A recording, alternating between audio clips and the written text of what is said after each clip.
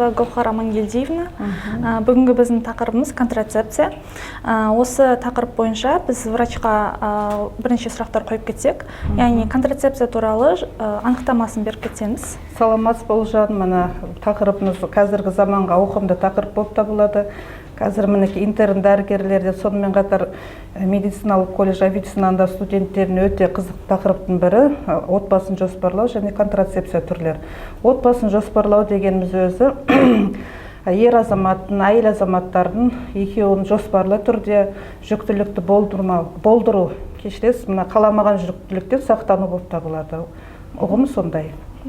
Осы контрацепцияны қолданудың негізгі мақсатын айтсаңыз. Негізгі отбасын жоспарлау немесе контрацепция негізгі мақсаттары ең бірінші кездейсоқ жүктіліктен сақтану болып табылады. Мына бедеуліктің алдын алу мақсатында асқынған жүктіліктердің экстрагениталды патологиялық жағдай болатын болса, сол мақсаттарда көбінен қолданылады. Контрацепцияны қолдану түрлері де, қолдану уақыттары өте көп, өзіне қарай ерекшеліктер бөліне бастайды. Осы контрацепцияның негізгі 5 принциптері бар. Негізгі 5 принципі, бірінші отбасын жоспарлау немесе контрацепция негізгі 5 принципі дейміз. Ең бірінші принципі 18 жасқа дейінгі әйел азаматтарына жүктілікті болдырмау. Бұның негізгі себебі, яғни бұл әйел азаматтарында әлі эндокринді және де физиологиялық процесін толық дамымау болып табылады, яғни жас ерекшелігіне. Екінші принципі бұл 35 немесе 40 жастан асқан әйел азаматтарын жүктіліктен қорғану. Себебі бұнда да экстрагениталды патологиялар әсер етуі мүмкін. Сонымен қатар әйел организмінің өзіндегі көп жүктілік болуы мүмкін. Сол жас ерекшелігіне байланысты 40 жастан кейінгі жүктілік сақтану болып табылады. Үшінші принципіміз мынау отбасын жоспарлауда 2 жыл аралығындағы жүктілікті интервалын сақтау, яғни 2 жыл аралығында жүктілікті алғаш жүктілік пен осы келесі жүктілік аралығындағы 2 жыл аралығында интервал сақтау. Бұның негізгі мақсаты, яғни әйел организмі толыққанды өзін витаминді комплекстер және басқа да өзін эндокриндік жүйесі қалпына келу мақсатында 2 жыл аралық интервал сақтау болып табылады. Келесі принципіміз, яғни көп босанушы әйелдер, 3 немесе 4 босанушы әйелдер аралығындағы негізгі принцип болып табылады. Соның ішінде кіре кететін кесіртілігі, бір немесе бірнеше рет кесіртілігі болатын болса, бұл босанушы әйелде, соған байланысты әйел организмінде қауіп қатер туғызатын факторлар көп болады. Соған байланысты көп босанушы әйелдер арасында принцип сақтану керек болып табылады. Бесінші принципіміз бұл әйелдегі экстрагениталдық патологиялық процестер болу. Яғни әйелдің жүктілікке дейін қандай да бір эндокринді бұзылысы немесе жүрек қан тамыр жүйесінің аурулары, туыла біткен ақаулар, бүйрек, жалпы организмдегі қандай да бір патологиялық процестің болу жүктілікке дейін. Соның алдын алу мақсатында осы 5 принциптарды қолдану міндетті түрде. Осы отбасын жоспарлауда қандай контрацепция әдістерін қолданамыз? Отбасын жоспарлауда контрацепция әдістері 6 түрге, 6 стандартқа бөлінеді. Мына төбедегідей, бізде плакатта көрсетіп кеткендегідей, ең бірінші физиологиялық контрацепция дейміз, немесе биологиялық деп айтамыз. Екінші түрі барьерлік контрацепция болып табылады. Мұны қазір барлығын көрсетіп түсіндірем. Бірінші осы 6 позиция бойынша айтып кетейін. Үшінші түрі химиялық контрацепция, төртінші хирургиялық контрацепция болып табылады. Сонымен қатар 5-ші барьерлік контрацепция, 6-шы түрі кок дейміз, комбинирленген оральды контрацепция немесе пероральды деп, яғни таблеттердің форма болып табылады. Мінеки әр контрацепцияның түріне мына жерде плакатта сипат беріліп кеткен. Ең бірінші біз айтып кеткендей физиологиялық контрацепция түрі, бұл яғни этекр циклына байланысты. Әр организм, әйел организм этекр цикл реттілігіне байланысты. Яғни бұл жердегі овуляциялық күн деңгейінің дамуына байланысты жыныстық қатынасы сақтану болып табылады. Кез келген контрацепцияның түрінің 100%-дық ешқандай гарантия жоқ. 100% гарантия түрі бұл хирургиялық контрацепция түрінде болып табылады. Міне әрқайсысына жеке тоқталып кетсек, мінекей физиологиялық контрацепцияның сонымен қатар етеккір циклынан бөлек физиологиялық аменорея түрі болып табылады. Яғни босанғаннан кейінгі мезгілді ретті нәрестенің емізуіне байланысты, пролактин гормонының организмде көп өндірілуіне байланысты бұл жерде етеккір циклын болмау. Осыған байланысты мінекей физиологиялық контрацепция, яғни осы жағдайда етеккір циклына болмауына байланысты жүктіліктің мүлдем болмауы болады. Бұның кері және әр контрацепцияның түрі жағымды және кері әсерлер болып табылады. Бұл жағдайда әр организм бұл жағдайда кері әсер болып табылатын жағдай нәрестені қосымша тағам беретін болса, және эндокринді өзгерістер болатын болса, етеккір циклі ретті келуі мүмкін босанғаннан кейін. Бұл жағдай 100% контрацепция түріне жатпауы мүмкін. Келесі мінекей табиғи айтып кеттік қой, етеккір циклына байланысты деп. Табиғи, яғни овуляциялық күннің келуіне байланысты жыныстық қатынастың сақтану болып табылады. Екінші түрі жатырішілік спираль салу дейміз, ВМС дейміз орысша түрін. Бұның жатырішілік зат салудың формалары бар. Т тәрізді, пальма тәрізді өзінің формаларына байланысты жатырышылық зат қолданыла бастайды.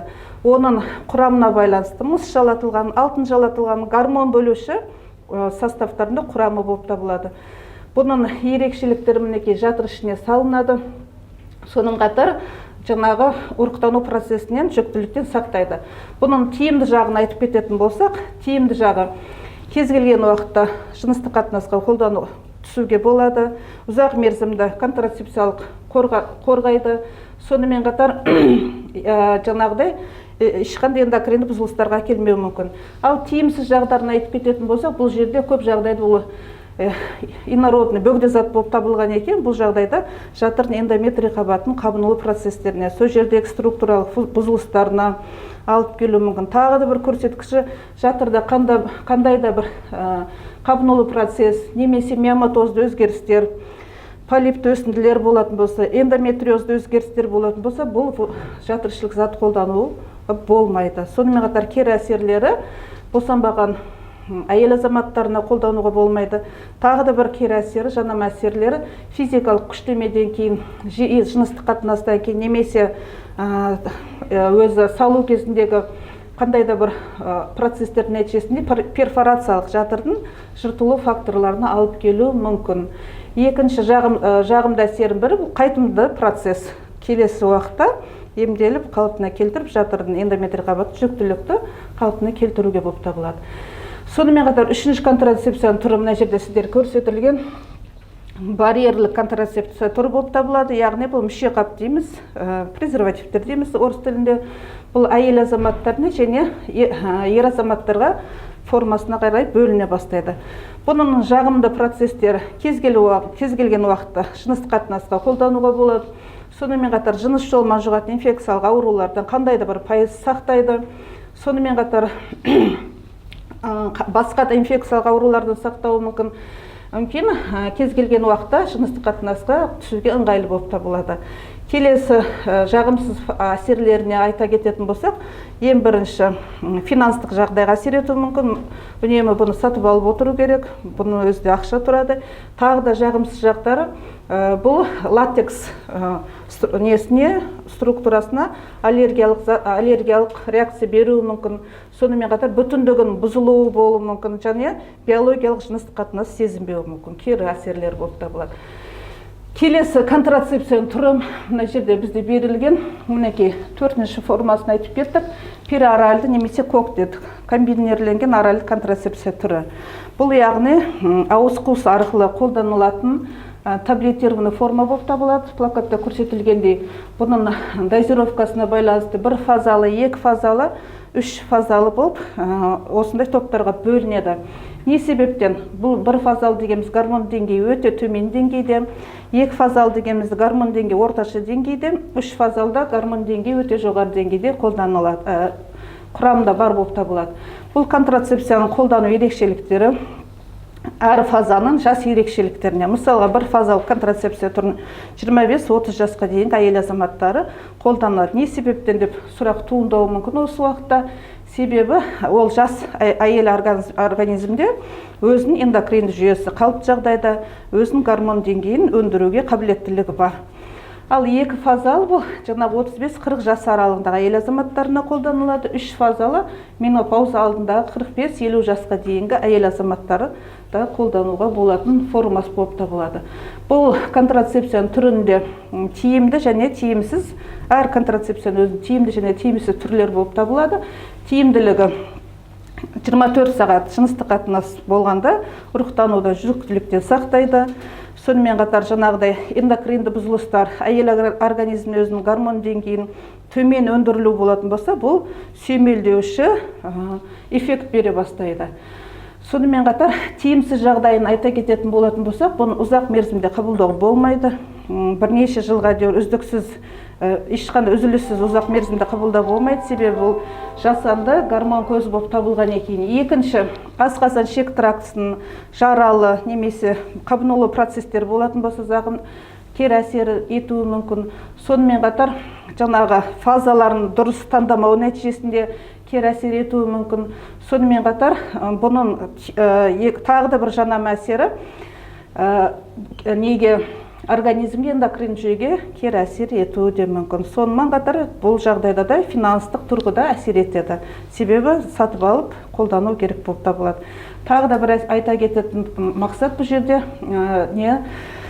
бұл пероральды контрацепция түрінде күніне бір рет, тәулігіне бір рет қабылдау керек болады. Әйел азаматтар әртүрлі жағдайда ұмытып кететін жағдайлар болып табылады, немесе кездейсоқ қабылдамаған жағдайлар болып табылады. Осы жағдайда организмге кері әсерін тигізіп, зақымсыз процестер әсер ете бастайды. Келесі контрацепциямыздың түрі біз айтып кеттік, химиялық контрацепция түрі дейміз. Химиялық контрацепция түрі бұл жерде айтатындай, яғни химиялық заттарды қолдану, яғни қынапішілік жыныстық қатынастың алдында оның формаларына байланысты таблетка түрінде, гель түрінде, свечи түрінде әртүрлі формалары болып табылады. Бұл жерде көрсетілмеген екен. Соған байланысты бұл жыныстық қатынастың алдында 10 минут алдын бұл контрацепция түрін қолданамыз. Бір айта кететін тиімді, өзімен бірге алып жүруге болады, кез келген уақытта қолдануға болады. Ал тиімсіз жағын айтатын болса, бұл контрацепция түрі химиялық зат болған екен, ол жергілікті қабынулы процестерге әсер етуі мүмкін. Яғни қынаптың жатыр мойнының қабынулы процесіне, сол жерде аллергиялық реакциялардың дамуына және де басқа да асқынулары болуы мүмкін. Тағы да бұл жыныстық қатынастың алдында жаңағы интервалды 10-15 минут аралығын сақтамасақ, жаңағы жүктілік болу қауіптілігі жоғары болып табылады. 6-шы контрацепция түрі бізде хирургиялық болып табылады. Бағана айтып кеттік, бұл өте қайтымсыз процесс болып табылады. Бұл хирургиялық дегеніміз, яғни хирургиялық метод арқылы ер азаматтарға, әйел азаматтарға жасалу болып табылады, яғни жатырдың түтікшелерін байлау. Бұған көп бізде көрсеткіш болып табылатын, бірнеше рет кесартілігімен босану, көп босанушы әйелдерде және де экстрагенитальды патологиялық процесс ауқымды болатын болса, бұл хирургиялық метод қолдануға болады. Бірақ бұл қайтымсыз. Келесі ретте жүктілікті болдыра алмаймыз. Бұны қолдану мақсатында жаңағы ер азаматында, әйел азаматында міндетті түрде келісімі керек. Ер азаматтарда да сондай ұрықпауын байлау арқылы хирургиялық контрацепцияның түрін қолдана алады. Контрацепцияның түрлері осы. Әр контрацепцияның жағымды және жағымсыз әсерлері бар. Осы жағымды және жағымсыз әсерлеріне тоқталып кетсеңіз. Жағымды және жағымсыз әсерлеріне әр контрацепцияның тобына байланысты жаңа айтылып кеттік қой. Барьерліктің жағымсыз әсерлері, жаңа айтып кеткендей, әр контрацепцияның өзіне жағымды және жағымсыз әсерлерін талқылап кеттік. Бүгінгі отбасын жоспарлау және контрацепция туралы жалпылама түсініктеме бергеніңізге рахмет, сау болыңыздар. Енді тағы да бір қоса кететін жағдай, қазіргі уақытта отбасын жоспарлау сұрағы өте ауқымды сұрақ болып табылады. Себебі жас ерекшеліктеріне байланысты осы кәмелет жасқа толмаған ер азаматтар, қыз азаматтар арасында жыныстық қатынастар көбейіп жатыр. Соның нәтижесінде медициналық аборт деңгейі көбейіп жатыр. Соған байланысты осы контрацепция түрін өте ауқымды деңгейде осындай лекциялар оқытып, дамытып, мектеп аралығында, колледж аралығында, университет аралығында студенттер несіне оқып информация білсек, сол кездейсоқ жүктіліктен, медициналық аборттан, қандай да бір асқынулардан сақтар едік. Рахмет, сізге де өте сұрақтарыңызға өте қызықты тақырып болды.